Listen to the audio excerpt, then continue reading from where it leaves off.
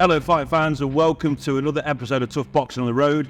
I'm your host Jack Fletcher and I'm delighted to be joined today by Mr. Carl Greaves himself at Carl Greaves Boxing Academy. Carl, how are you? I'm all good, Jack, thank you. Yeah, long time no see. Freedom Day's coming up, July the 19th. We're coming out of lockdown. I've seen on social media quite a bit that you've got a huge show coming up, which is really nice to see.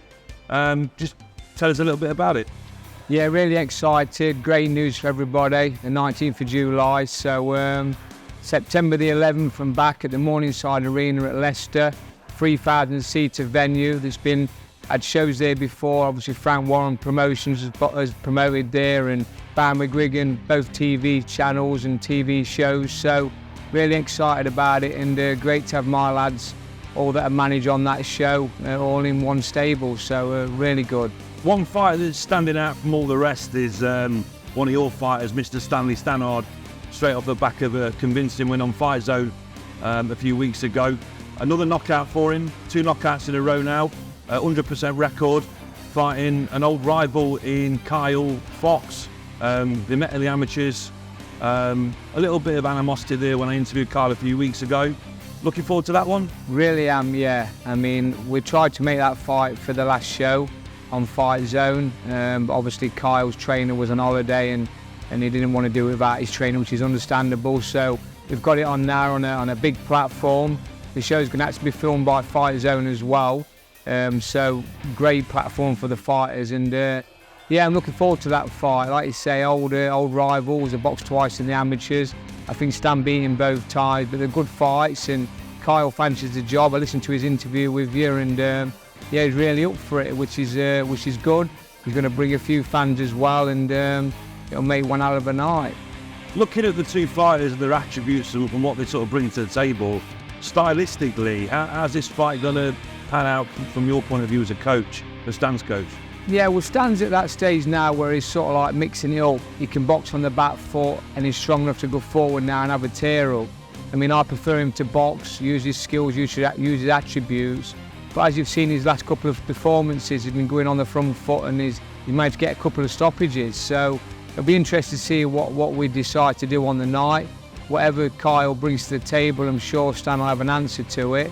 But we'll see. But Kyle's up for it, as you've seen, as he spoke, and really fancies the job, and Stan does as well. And if they go head on, full at it, it'll be better for the fans and great for TV.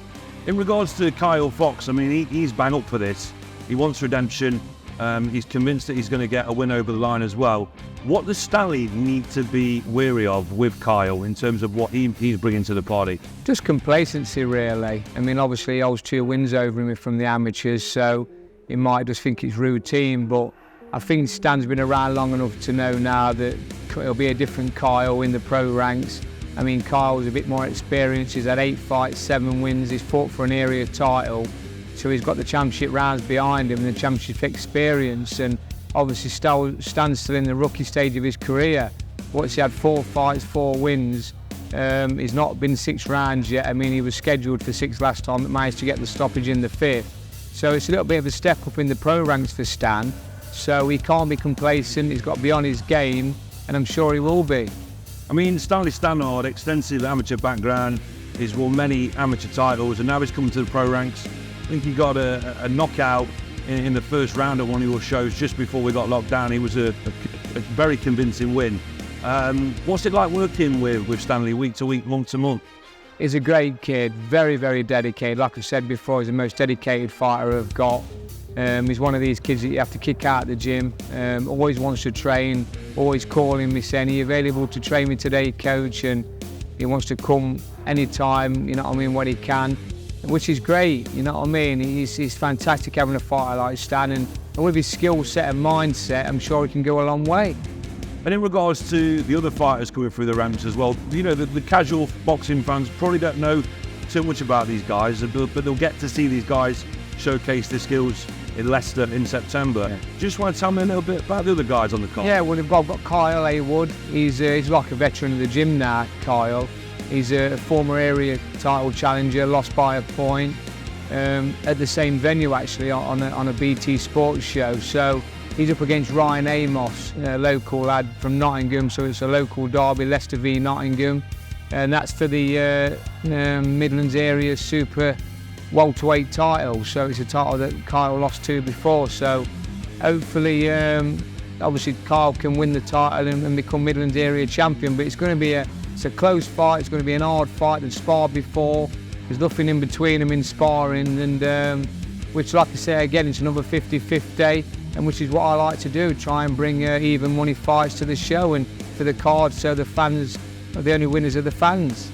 I mean, it's been a long road through this COVID. I mean, I know that we've had quite a few interviews online on Zoom over the past sort of 12 months. It's been highly frustrating, but finally now you've got the opportunity again to put a show on with live fans coming back. You must be ecstatic. I am really pleased, and especially to go to a venue like the Morningside Arena, a 3,000-seater. I'm over the moon to be able to deliver and put a show on like that for my fighters. I mean, it's a TV-style venue, and obviously Fight Zone are filming it, which is going to be shown to casual boxing fans who has downloaded the app and paid for it. So yeah, really pleased, and I'm over the moon. I'm just waiting on a few of the Boxing Board of Control guidelines and what they're going to put in restriction-wise, but I'm hoping that by September things will all be back in place and back to normal. Okay. Moving on to some other fighters that have joined your academy. One in particular, Mr. Ryland Charlton. A valiant effort against Florian Marcoux a few months back. Dropped down a weight, but now he's decided to come to you and, train hard and get back on the horse again. What's the latest for Ryland Charlton? Yeah, well, obviously, Ryland's managed by Dan Naylor, who I used to manage as well. So we've got a bit of a connection there and a bit of a link. And he's liked the work that I've done with David Avanesian. So Dan rang me after he got beat by Florian. He said, would you be interested in training Ryland? I said, definitely, yeah, bring him down. We did a session. He really enjoyed it. Like what we do, is my kind of fighter, strong, aggressive, come forward. And I mean, I can adapt to the training, but they're the fighters that I prefer to work with, because it was sort of like my style as a fighter. So we're really clicking and getting on well. We're just waiting on a date. He's still with Matchroom. He had a free fight deal with Matchroom. He's into his third one now. A 3-year deal actually. So we're just waiting on Matchroom getting him a date. I'm hoping September. He's chomping at the bit now. He started sparring. He's only been coming down to me once a week because he lives in Norwich. It's 2.5 hours away. It's a long way. So he's been doing his own stuff back home, coming down to me once a week for a bit of technical work, a few pads, and been getting a bit of sparring now as well. And once we get the date, he's going to move to Newark. I've got my place to stay, and we'll have a proper full training camp like I do with David Avanesian. It is well publicised, and it's evident to see that Ryland Charlton has got massive power in both hands. But what do you need to work on with Ryland to make him a complete fighter? I'm sure that there's lots of things that you have come to light over the last few weeks. Yeah, he just got to relax more. He's just got to stop loading up, let his hands go, not put as much power in every single shot, because it just tires you out. Even though if he connects, he's going to have you out of there. You've got to take into consideration that these fights now, he's going to be up at championship level, and you can't be loading up through fights now. You've got to be relaxing, let your hands go and place the odd big one. And like I said, we must increase his speed, work on his movement and his footwork a bit more, and trying to get him just to box a little bit better and relax, and not just go out there all guns blazing and trying to bomb him out. And as an elite coach, and from what you've seen of Ryland Charlton so far, dropping down that way, how far do you feel that he can go in terms of levels? Are we talking British title levels? Do you think he can go further than that? Definitely a British title level, yeah. I mean, if he's going to be boxing at lightweight, which we're hoping he's going to do, I mean, he only walks around at the welterweight limit, which is 10-7. He should never have been boxing at that weight. But he took his opportunity, nothing was happening for him. He had that good win over Joe Laws. Then he got offered the Florian Marcoux fight. He accepted it. Ideally, he wanted it a little bit lighter, but they never, so he just took the fight just for the opportunity. He got beat, and now it's a rebuilding procedure. So we just need to get him a fighter like probably lightweight or 138. So we'll just see where he's at there, and then get him a win, and we can just talk as a team and look at where we're going to go from there, and hopefully get him a good fight that's going to get him in the mix for a title. And also David Avanesian, I've not seen him in the gym for quite a while. What's the latest with David? Yeah, well, David, he's back home in Russia training. He just comes to me 8 weeks before a fight. Unfortunately, the big fight on the horizon hasn't happened. We were told we was going to get a big name, a big fight, maybe for a world title eliminator or even a world title fight. It's not happened, so he's going to be defending his European. We should be moving on from there now. We've had four victories for the European title, all stoppages. We've proved we're above the European level. He should be going on to world titles, but like I said, unfortunately we haven't been able to get that fight. So he's going to defend his European title. The mandatory is Jordi Weiss from France. He's 27-0. He went out to Perspage, was all set to defend against him, but he's all of a sudden pulled out with an injury. So they've gone down the rankings. I mean, he was number 1. Conor Benn's number 2. He don't want the fight. He made that clear from day one. They didn't want the fight because they was trying to get David to vacate. So we've gone to number 3, which is Liam Taylor from Manchester. Good fighter. I think he's only lost once. He's proved he deserves his opportunity. I've had a look at him and he's a very good fighter. I've seen him in the past anyway. He's boxed a couple of my kids over the years, so we're not going to take him lightly. I mean, on paper it's a routine defence, but nothing's routine in boxing. One punch can change the whole world and change the outcome of anything you've got planned. So we're going to get this out of the way, and then we're going to see what happens from there, and hopefully get the well-deserved world title final eliminator or a world title fight, but we'll see. But frustrating for David, because after the Josh Kelly fight, he really deserved to be moving on. It was a big win on a big platform. I was told it had the most views on a Sky show all the way through lockdown. It blasted all the other viewing figures. So he's a name now, and obviously he's well known in Britain as well, obviously through the links with me and his manager Neil Marsh. So let's just see what happens, but we'll get him back, we'll get this fight out of the way, and we'll just take it from there. What an historic night beating Josh Kelly. Surely that's one of the biggest highlights of your boxing year, would you say, Cole? You would say so, yeah, but when you've had David box Shane Mosley, who is an absolute legend of the sport and Hall of Fame, multi-time world champion at different ways, then it takes some beating, that does. But I think for the pressure and the build-up around that fight, and obviously the animosity leading up to it, for obviously Kelly pulling out on the day a couple of years ago, it built into a very, very big fight. The media attention around that fight in the bubble was crazy. We was non-stop doing interviews, whether it was for Sky, Radio 5, IFL TV, whoever was in the bubble, we was doing them for, and we played our part.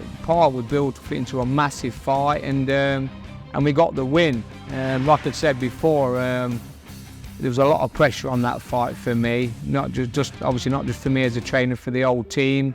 And we needed to win it badly, and obviously David went down there, never let us down, went out there and put one hell of a fight on and destroyed him. When David Avanesian defeated Josh Kelly, there was a bit of talk about a potential Conor Benn David Avanesian fight. Were you disappointed that didn't come to fruition? Because that's a fight that a lot of people wanted to see. Yeah, a lot of people wanted to see it, but I knew it was never going to happen. I know Tony Sims very well, Conor's manager and trainer, and he told me that they weren't ready for that fight yet. He said, forget all the talk. He said, we need a couple more fights yet to get Conor ready for the likes of David, which was great hearing it from Tony. He's a respected guy. I know him well, and he's a very good trainer, knows the game. And so I always knew that fight was never going to happen. Matchroom actually asked us to vacate the European so Conor could fight for it, but obviously Neil Marsh, David's manager, said, yeah, we'll vacate on the condition you can get as a big name or a big prize to vacate for. Obviously they never delivered, so we haven't vacated, and we're just going to go down the European route until we do get a big fight. What's the pinnacle for David then? Because there was a little bit of talk and a bit of toing and froing about a potential match-up against Manny Pacquiao. Is that the kind of the final mission, Pacquiao? Yeah, I mean, that's a dream fight for David, isn't it? Someone like Manny Pacquiao. I mean, he's going in there with Errol Spence now, who's one out of a fire. He's like a beast of the division, really, the biggest, probably the hardest fight out there for anybody. I mean, fair play to Pacquiao for stepping up. I mean, what is he, 42 years old, I think. Unbelievable career and unbelievable achievement what he's done in his career. So for David to get in the ring with someone like Pacquiao will be like another dream fight, a bit like the Shane Mosley fight. I mean, he ended Shane Mosley's career.